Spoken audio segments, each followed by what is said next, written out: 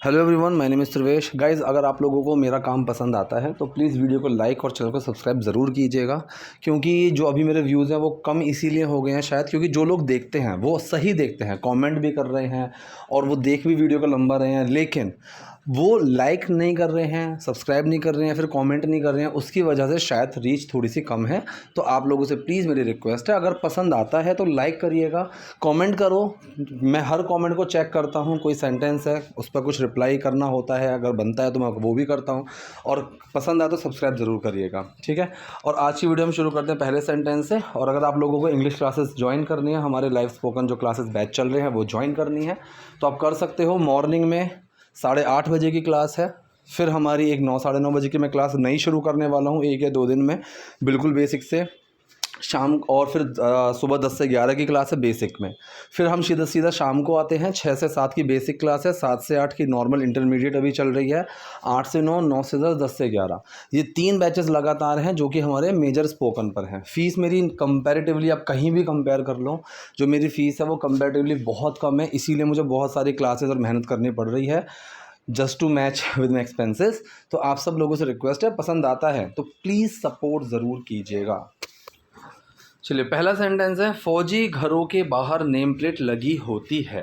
ठीक है, इंग्लिश में कैसे बोला यहाँ पर प्रियंका ने, in military houses they have name plates outside. They have name plates मतलब उनकी पास होती है या उनकी होती है। ठीक, इसमें आपको इतना ग्रामेटिकल जाने की ज़रूरत नहीं है। दे हैव नेम प्लेट्स मतलब वहाँ होती है। आप यहाँ पर दे की जगह देयर भी लगा दोगे ना कि there are name plates outside, तो भी सेंटेंस का सेंस वही रहेगा, मीनिंग वही रहेगा। तो इसने उसी सेंस में ये सेंटेंस को बोला है, इन मिलिट्री हाउसेस, फौजी के घरों में, दे हैव नेम प्लेट्स आउटसाइड, वहाँ बाहर नेम प्लेट होती है। ठीक, जहाँ वो बताता है कि यहाँ कौन रहता है, मतलब कौन बताता है, ये भी नेम प्लेट की बात कर रही है। अब देखो यहाँ पर एक बहुत समझने वाली चीज़ है, वेयर इट सेल्स, जहाँ वो बताता है या कहता है। इट किसको रिप्रेजेंट कर रहा है? मैंने कई बार बताया हुआ है कि जो इट होता है वो कभी भी फर्स्ट टाइम इंट्रोड्यूस किसी चीज़ को नहीं करता है। इट जो होता है वो पहले से किसी बताई हुई चीज़ को रिप्रेजेंट करता है। जैसे ही होता है तो ही सीधा नहीं आ सकता कि ही वॉज फाइटिंग, कौन बताना पड़ेगा ना कि I saw Rahul and he was fighting, तो ही जो है वो राहुल को रिप्रेजेंट कर रहा है। इसी तरह से इट भी कभी ऐसे नहीं आता है। तो यहाँ पर किस चीज़ की बात चले? नेम प्लेट्स की। They have name plates outside where it says. अब यहाँ पर जो इट है वो नेम प्लेट्स को डेमोन्स्ट्रेट कर रहा है, इसीलिए इसको डेमोन्स्ट्रेटिव प्रोनाउन भी बोला जाता है इट को। सो वेयर इट सेज, जहाँ पर ये वो बताता है, जहाँ पर वो कहता है, हु इज़ स्टेटिंग हेयर, नहीं ये स्टेइंग है, ये मिस्टेक हो गई है टाइपिंग में। हु इज़ स्टेइंग हेयर, यहाँ कौन रहता है। ठीक है, सवाल में भी और जवाब में भी दोनों की फॉर्मेशन यही रहेगी, क्योंकि हु जब हम यूज़ करते हैं तो हमारे पास सब्जेक्ट होता ही नहीं है। Same goes with passive sentence. Passive sentence में वॉट के साथ ऑब्जेक्ट की टेंशन नहीं लेनी है, क्योंकि जब हम वॉट का यूज़ कर रहे हैं तो वहाँ पर ऑब्जेक्ट नहीं पता। ठीक है, so who is staying hair, यहाँ कौन रह रहा है या फिर यहाँ कौन रहता है, दोनों चीज़ें चल जाएंगी। उस समय मेरे पापा मेजर थे, so my father was a major back then. Back then का मतलब क्या है? बैक का मतलब पहले, दैन का मतलब तब। तो पहले तब मतलब उस टाइम पर, उस समय पर, उस टाइम पर, तब। My father was a major, मेरे पापा एक मेजर थे। ठीक है, यहाँ पर कौन सा सेंटेंस है? स्टेट ऑफ बीइंग का सेंटेंस है। ये जो वॉज है, ये वॉज क्या है? ये बी की सेकंड फॉर्म है। स्टेट ऑफ बीइंग वाले लेक्चर में हमने क्लास में बहुत प्रोफाउंडली इस चीज़ को पढ़ा था कि जो वॉज है वो यहाँ पर बी की सेकंड फॉर्म है। और यही चीज़ आपको समझनी होगी, इज़, एम, आर बी की फर्स्ट फॉर्म होती हैं, वॉज वर बी की पास्ट फॉर्म होती है, मतलब सेकंड फॉर्म होती है, बीन थर्ड फॉर्म होती है, और बी में आईएनजी लगा दो, बीइंग, वो फोर्थ फॉर्म हो जाती है। और हैविंग प्लस थर्ड फॉर्म चाहो तो आप उसको फिफ्थ फॉर्म में बोल लो, या फिर उसको प्रेजेंट पार्टिसिपल में बना दो, परफेक्ट पार्टिसिपल में, तो भी वो चल जाएगा। ठीक है, ये चीज़ें हम बी की क्लास में बहुत आराम से डिस्कस कर चुके हैं, क्योंकि बी स्पोकन लैंग्वेज में बहुत ही इंपॉर्टेंस रखकर चलता है, क्योंकि 3 ही तरह के सेंटेंसेस होते हैं, state of being, state of action, state of possession. इन 3 के अलावा और तो कुछ होता नहीं है। पूरी जो इंग्लिश है या फिर कोई भी लैंग्वेज है वो इन 3 सेगमेंट्स में ही घूमती रहती है। तो यहाँ पर सेंटेंस आया, और मेरी माँ एक कैप्टन थी, तो यहाँ पर पास्ट की बात कर रहे हैं, बी की सेकंड फॉर्म आएगी, क्योंकि स्टेट ऑफ बीइंग है, कंडीशन की बात कर रहे हैं, एक्शन की बात नहीं कर रहे। तो my mom was a captain. ठीक है। तो ये जो हम बताते हैं I am a boy, she is a girl, he was happy, तो ये बी की ही फॉर्म्स होती हैं। मानता हूँ इनिशियली शायद इतना ग्रामर में जाने की ज़रूरत ना हो, लेकिन बी को पूरा समझने के लिए ज़रूरी है, क्योंकि ये चीज़ें आगे सेंटेंस फॉर्मेशन में, मेकिंग में बहुत हेल्पफुल होती हैं। प्लेट पर मेरे पिता और माता का नाम लिखा था, मतलब लिखा हुआ था। अब मैंने कई बार बताया हुआ कि हुआ। जब ये कंडीशन हमारे पास कभी आती है तो हमें क्या करना होता है, हमें थर्ड फॉर्म लगानी होती है। सेंटेंस वो होता है स्टेट ऑफ बीइंग का ही है, लेकिन जब हम उसकी कंडीशन को बताते हैं तो वहाँ पर थर्ड फॉर्म लगती है। ये दीवार पेंट हुई है, मतलब पेंटेड है, तो दिस वॉल इज़ पेंटेड। इसी तरीके से इसने कहा कि मेरे प्लेट पर मेरे पिता और माता का नाम लिखा हुआ था, तो रिटन था। तो सेंटेंस बना my father and my mother's name was written. दोनों बार आपको एपोस्ट्रोफी एस लगाने की जरूरत नहीं है, this is a rule when you use apostrophe S. ठीक है, तो सब्जेक्ट अगर दो हैं, बीच में एंड अगर लगा हुआ है, तो लास्ट वाले सब्जेक्ट के साथ आप एपोस्ट्रोफी एस लगा सकते हो। कमेंट बॉक्स में कुछ सेंटेंस बनाओ कि रोहित, मोहित और सोहित, ये रोहित, मोहित और सोहित का पेन है, इस तरीके से लिखो, तो वहाँ पर आपकी थोड़ी सी प्रैक्टिस होगी। ठीक है। So my father and mother's name, उन दोनों का नाम वॉज रिटन। अब यहाँ पर जो लोग पैसिव सेंटेंस पढ़ रहे हैं उनको ये लगेगा कि ये पैसिव सेंटेंस है, कि लिखा गया था, लेकिन नहीं, ये स्टेट ऑफ बीइंग का ही सेंटेंस है। वहाँ पर उनका नाम लिखा हुआ था, so was written on plate.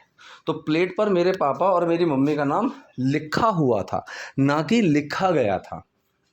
ठीक है, जैसे मैं कहूँ कि आई वॉज सरप्राइज्ड, मैं सरप्राइज था, ना कि मुझे सरप्राइज किया गया था। मैं अपनी कंडीशन बता रहा हूँ। दिस वॉल इज़ पेंटेड, ये जो दीवार है ये पेंटेड है। दिस वॉल इज़ पेंटेड, इस दीवार को पेंट किया जाता है, इसका ये भी सेंस निकलेगा। अब क्वेश्चन ये भी आ सकता है कि पता कैसे चलेगा। आपको हमेशा पता चल जाएगा बात के कॉन्टेक्स्ट में, इस चीज़ पर ज़्यादा ध्यान देने की ज़रूरत नहीं है कि कैसे पता चलेगा। वो चीज़ बात के कॉन्टेक्स्ट में आराम से पता चल जाएगी कि सामने वाला जो बंदा है वो क्या बोलना चाह रहा है। ठीक है, तो यहाँ पर सेंटेंस बना my father and my mother's name was written on the plate. जब उसे उसने नहीं है ये, जब उसे लगाया जा रहा था तो मैंने उसकी तरफ देखा। अब यहाँ पर उसने, उसकी बात हो रही है फिर से, और इंग्लिश में इसने बोला and I looked at it. किसकी बात चल रही है? अभी प्लेट की बात चल रही है ना। ठीक है, यहाँ पर इस वाले सेंटेंस में देखो, प्लेट पर लिखा हुआ था पापा का नाम, और जब उसे लगाया जा रहा था, तो उसे मतलब प्लेट। तो हिंदी में भी दोबारा प्लेट बोलने की ज़रूरत नहीं पड़ी, उसे ने कवर कर दिया। और जब मैंने उसकी तरफ देखा, किसकी तरफ? प्लेट की तरफ। सेम इंग्लिश में इट यहाँ पर यूज़ होता है। I looked at it, look के साथ एट लगा दिया करो। वैसे तो लुक एक फ्रेजल वर्ब में भी यूज़ हो सकता है, लुक फॉर, इस तरीके से यूज़ हो सकता है, लेकिन जब देखने की बात कर रहे हैं तो वहाँ पर लुक के साथ एट लगाया करो। आई लुक्ड एट इट, मैंने उसकी तरफ देखा। When it was being installed, जब उसको इंस्टॉल किया जा रहा था। ये सेंटेंस है आपका पास्ट कॉन्टिन्यूस पैसिव। ठीक है, when आया जब के लिए, सेंटेंस सिंपल है, उसको इंस्टॉल किया जा रहा था। फॉर्मेशन क्या रहती है? पहले ऑब्जेक्ट आएगा, फिर हेल्पिंग वर्ब आएगा, फिर थर्ड फॉर्म आएगी। ऑब्जेक्ट यहाँ पर आया इट, हेल्पिंग वर्ब आया वॉज बीइंग, थर्ड फॉर्म आ गई इंस्टॉल्ड। तो पूरा सेंटेंस बना आई लुक्ड एट इट, मैंने उसकी तरफ देखा। When it was being installed, जब उसको इंस्टॉल किया जा रहा था। उसको हथौड़े से तोड़ा जा रहा था। ठीक है, तोड़ा जा रहा था, नहीं नहीं नहीं नहीं नहीं, ये सेंटेंस हिंदी में यहाँ पर भी गलत है, कुछ मिस्टेक्स हुई हैं, I am really sorry for that. It was being hammered, इसका जो मतलब है सेंटेंस का वो ये नहीं, इसको तोड़ा जा रहा था। अगर किसी चीज़ को हथौड़े से तोड़ा जा रहा था तो भी सेंटेंस यही आएगा कि it was being hammered.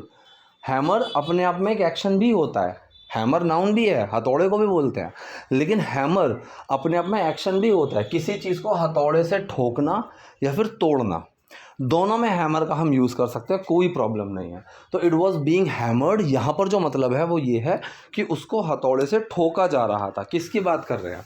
Name plate की बात कर रहे हैं। यहाँ पर इट नेम प्लेट कोई लेकर चल रहा है, क्योंकि नया तो कोई नाउन अभी तक आया नहीं है इसमें, नेम प्लेट की बात चल रही है। तो सेंटेंस यहाँ पर बना इट वॉज बीइंग हैमर्ड, उसको हथौड़े से ठोका जा रहा था। ये भी सेंटेंस कौन सा है? पास्ट कॉन्टिन्यूस का पैसिव है। मैं अपने पापा के पास गई और उनसे पूछा। ठीक है, किसी के भी पास जाने की जब बात होती है ना, तो सिंपल आप टू का यूज़ किया करो। बहुत से लोगों के दिमाग में ये है कि नियर, अजी नियर लगाना है, नियर लगाना है। नियर हर जगह नहीं लगा सकते ना आप। नियर एक पोजीशन को दिखाता है, ठीक है। My house is near a temple, मेरा घर एक मंदिर के पास है। वो किसी के पास जाने की जो मूवमेंट होती है, जो डायरेक्शन होती है, उसको नहीं दिखाता।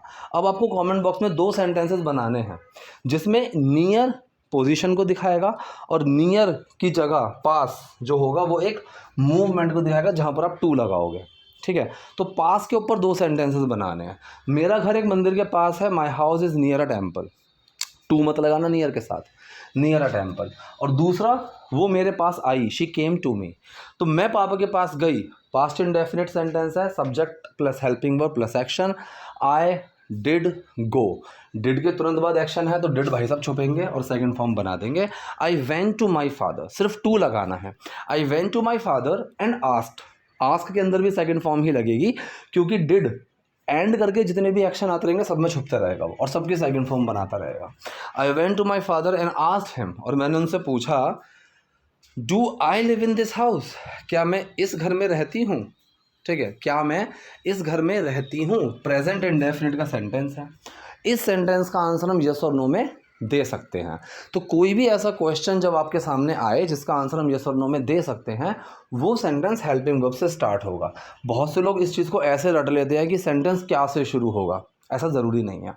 अब मैंने आपसे ये पूछा कि क्या खेलोगे तुम, क्या देखोगे टीवी में, क्या खाया था सुबह तुमने, ये सब सेंटेंस मैं क्या से शुरू कर रहा हूँ, लेकिन इन सब के आंसर मैं यस और नो में नहीं दे सकता, ठीक है। और क्या हम लास्ट में भी लगा सकते हैं, जैसे मैंने कहा कि तुम कल स्कूल गए थे क्या, ये सेंटेंस का आंसर यस और नो में दे सकते हैं। तो आपको ये नहीं रटना है कि क्या से सेंटेंस शुरू होगा या फिर नहीं होगा। आपको ये समझना है कि अगर सेंटेंस का आंसर यस या नो में दे सकते हैं हम, तो उस सेंटेंस को हम हेल्पिंग वर्ब से शुरू करेंगे। तो क्या मैं इस घर में रहती हूँ, इस क्वेश्चन को हम यस और नो में बोल सकते हैं। तो सेंटेंस शुरू होगा हेल्पिंग वर्ब से। Do I live in this house, ठीक है। तो do I live in this house, क्या मैं इस घर में रहती हूँ। तो फिर मेरा नाम वहाँ ऊपर क्यों नहीं है, ठीक है। तो फिर के लिए लगाया देन, मेरा नाम वहाँ ऊपर क्यों नहीं है। क्वेश्चन सेंटेंस है, ठीक है। क्वेश्चन सेंटेंस जिसका आंसर हम यस और नो में नहीं दे सकते। यहाँ पर प्रियंका जी ने सेंटेंस बोला कि why my name is not up there, ठीक। लेकिन अगर देखा जाए तो ये सेंटेंस ग्रामेटिकली गलत है, क्योंकि WH वर्ड के बाद हमें क्या लगाना होता है, हेल्पिंग वर्ब लगानी होती है। Why is my name not up there, ठीक है। तो WH के बाद हेल्पिंग वर्ब आया। फिर जिस चीज़ की हम बात कर रहे हैं, यहाँ पर माई नेम की बात करें, नॉट उसके साथ आ जाएगा। Why is my name not up there, मेरा नाम वहाँ ऊपर क्यों नहीं है। मेरे पापा ने नेम प्लेट बदलकर उस पर मेरा नाम लिखवा दिया। यहाँ पर देखो पॉजिटिव सेंटेंस आएगा। और इसने क्या करा, कोई काम करके। ये चीज़ मैं कई बार क्लास में समझा भी चुका हूँ। बहुत सारे तरीके हैं और जो लोग जानते हैं वो उन तरीक़ों से इस सेंटेंस को बनाना। कमेंट बॉक्स में पहला तरीका, आप सिंपल एंड लगा सकते हो, आप ING लगा सकते हो, हैविंग प्लस थर्ड फॉर्म लगा सकते हो, बाय प्लस ING लगा सकते हो, आफ्टर प्लस ING लगा सकते हो। बहुत छोटे छोटे से तो फ़र्क हैं, लेकिन ऐसा कुछ बड़ा फ़र्क नहीं है कि जिसमें आपको कोई गलत बोल देगा, ठीक है।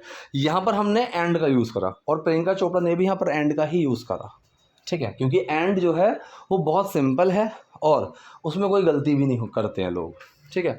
तो मेरे पापा ने नेम प्लेट बदली और उस पर मैंने नाम लिखवा दिया, ऐसे बनाया सेंटेंस। नेम प्लेट बदल कर तो सेंटेंस में नेम प्लेट बदली और नाम लिखवा दिया। So my father changed the name plate, second form बन गई। क्यों, क्योंकि पास्ट इंडेफिनिट सेंटेंस है। सो माई फादर सब्जेक्ट हो गया, डिड आया हेल्पिंग वर्ब, एक्शन आया चेंज, डिड छुपा चेंज में, वो बन गया चेंज्ड।